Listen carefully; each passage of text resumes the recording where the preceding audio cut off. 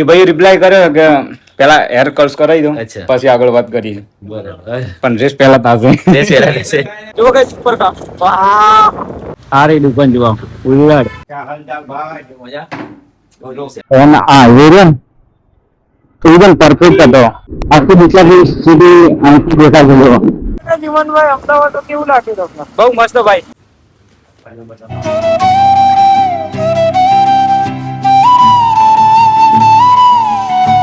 Hello જી, good morning guys, કેમ છો?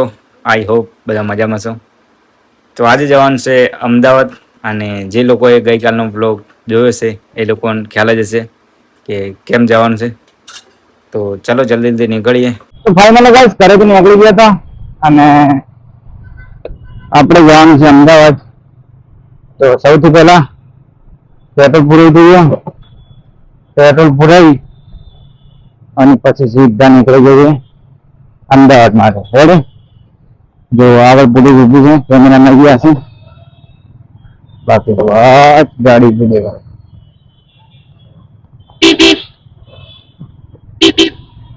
આપણે બસ પોલીસ આપણને રોકતું નહીં, બીકોઝ ટોટલી સેફટી કરીને નાખો છું રાઈડ ઉપર, તો રોકવાનું થતું જ નથી. તો ફાઇનલી ફ્યુલ અપ કરાવી લઈએ, પેટ્રોલ પુરાવીએ, પછી નીકળીએ. ફાઇનલી ગાઈસ આપણે દર વખતે જે પેટ્રોલ પંપે પેટ્રોલ પુરાવીએ છીએ તે પહોંચી ગયા છે જીઓનો પેટ્રોલ પંપ. જુઓ, પેટ્રોલ પુરાવી દઈએ પેલા. તો યાર પેટ્રોલ પુરાવી નીકળી ગયા હતા. હવે સીધા આપણા ડીસાના હાઈવે પર ચડી દઈએ, ડાયરેક્ટ બ્રિજના નીચે ઉતરીએ. રેડી? તો હવે બ્રિજ પર ચડવાનું થાય છે. ચાલો રાઈડ ઉપર નીકળે છે ગાઈસ. ઓલમોસ્ટ 400 કિલોમીટર રાઈડ થશે. બહુ મજા આવશે. રોડ કેવો કરી દીધો ગાઈસ ડીસાનો.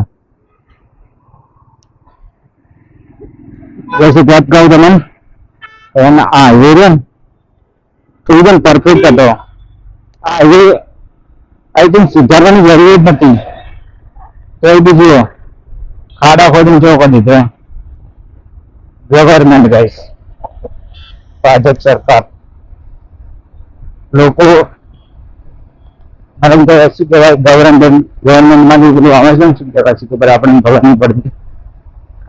એના માટે કઈ નાખા રોડની પથારી ફેરવી નાખી દીધો.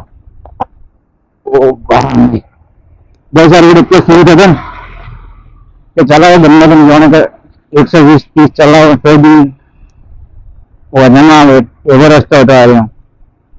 તો રસ્તાની પથારી ફેરવી નાખી, જો ખાલી ખોદી નાખી આખો. જરૂર જ નથી બસ, જરૂર જ નથી આ રસ્તાને સુધારવાની. જો બસ ડીસા સિટી બધા મંદિર અહીં પણ નવાબીનું મંદિર છે, લાઇબ્રેરી ઠાકોર સમાજની. આખી દિશા સુધી અહીંથી દેખાતો હતો.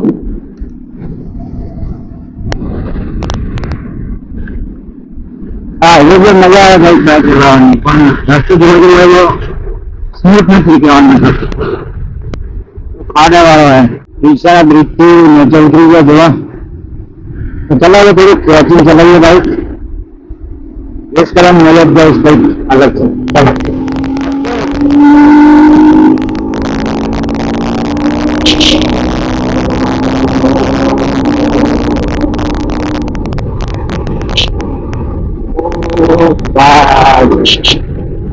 ચાલો ભૂલી જોઈએ રસ્તો નહીં મળતો, પેલાની મજા આવતી, બાકી મજા આવી જાય.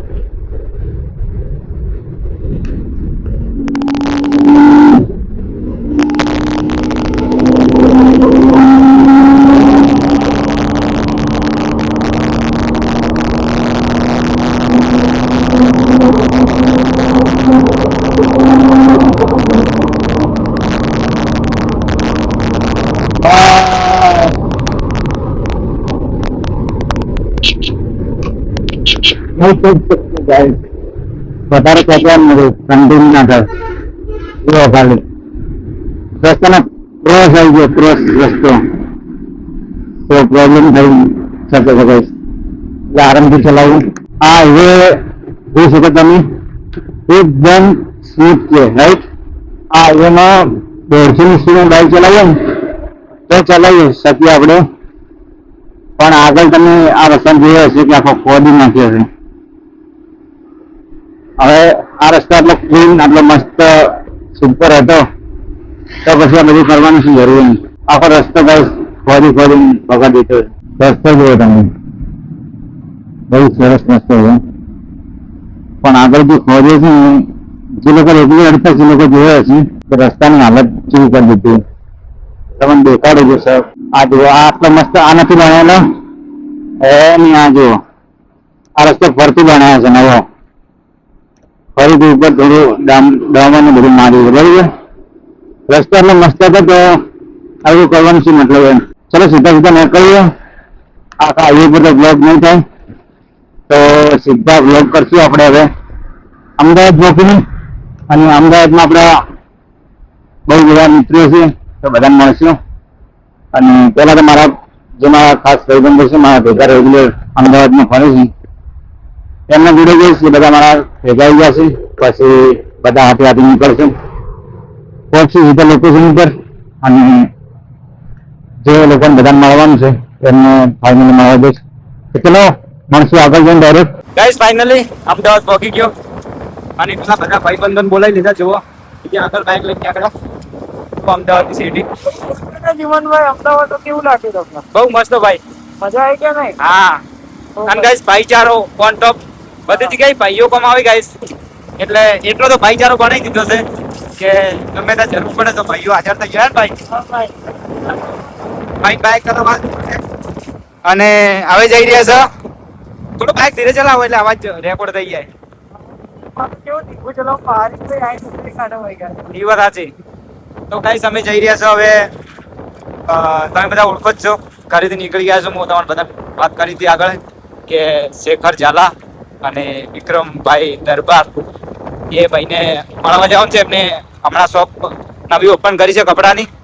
એ ટાઈમે ભાઈએ મને ઇન્વિટેશન આપ્યું હતું, પણ હું થોડો બિઝી હતો, સો નહોતો જઈ શક્યો. અને ભાઈને એ પણ કહી દીધું હતું કે હું થોડા દિવસમાં આવીશ. તો મતમાં જ આવ્યા છીએ. હા, એટલે આજે ફાઇનલી જુઓ કે સુપર કાર આપણા કલેક્શનમાં હશે કોઈક દિવસ. BMW હતી,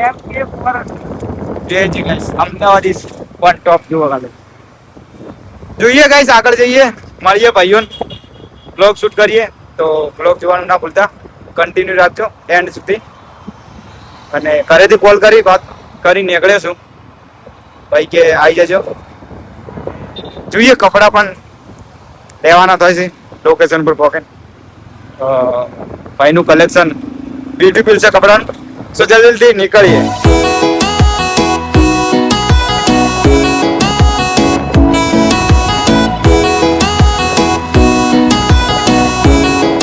ગાઈસ અમદાવાદમાં ભૂખ લાગી છે, બોલો ભૂખ લાગી ને બધાને?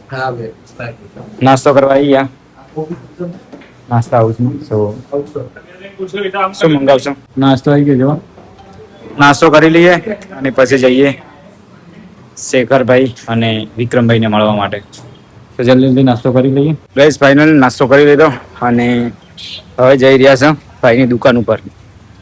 તો ચલો ઓકે, દુકાન ઉપર જોઈએ કઈ ટાઈપનું મિક્સઅપ થાય છે અને કપડાનું કલેક્શન ચેક કરીએ. ફાઇનલી ગાઈસ આપણી બાઇક પાર્કિંગ કરી દીધું. આ રહી દુકાન, જોવા ઉલ્લાડ. ફાઇનલ પહોંચી ગયા, જઈએ અંદર અને મળીએ. ગાઈસ ફાઇનલ પહોંચી ગયા, જુઓ ઉલ્લાડ દુકાનમાં, અને ભાઈઓને મળીએ અને કલેક્શન ચેક કરીએ.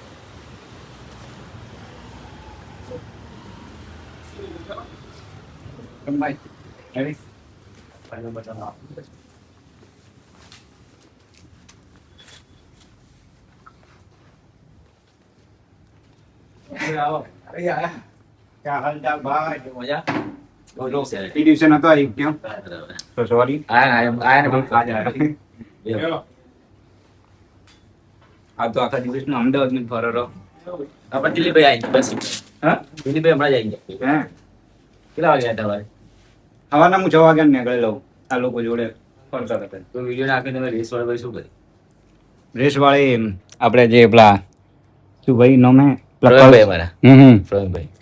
એ ભાઈ રિપ્લાય કર્યો કે પેલા હેર કર્સ કરાવી દો અચ્છા. પછી આગળ વાત કરીશું. બરાબર. પણ રેસ પહેલા થશે. રેસ પહેલા રહેશે.